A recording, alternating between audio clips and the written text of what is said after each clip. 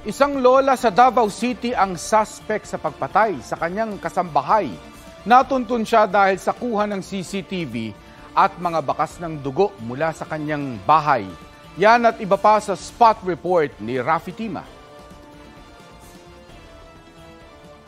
Sa kuha ng CCTV sa Davao City, makikitang hila-hila ng isang matandang babae ang isang trolley.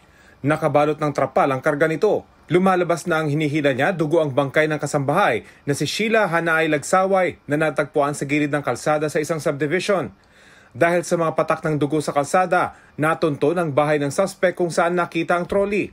Suspect, ang 70 anyos na amo ng biktima. Sa pang-idaron ni nanay, no, dili na makatuo ang tao na kaya niya tong mahimo na naay gipalo na igo diri sa ulo and naay dunggab, no. Sa nose. Nose, sa may nose and sa may likod na siya tama.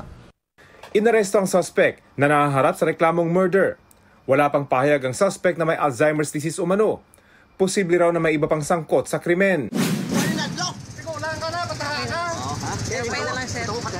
Viral ang mainit na sagutan ng traffic enforcer at taxi driver sa Iloilo City.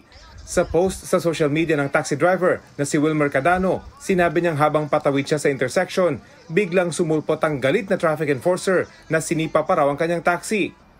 Ayon sa Iloilo City Public Safety and Transportation Management Office, lumabag sa protocol ang traffic enforcer na si Dominidor Regala na suspendido muna ng 15 araw. Pero depensa ng pamilya ni Regala, hindi na-record ang buong pangyayari.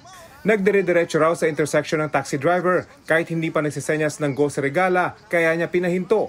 Sinusubukan pa ng GMA Regional TV1 Western Visayas na makuha ang panig ng taxi driver. Rafi Tima nagbabalita para sa GMA Integrated News. Huwag magpahuli sa mga balitang dapat niyong malaman.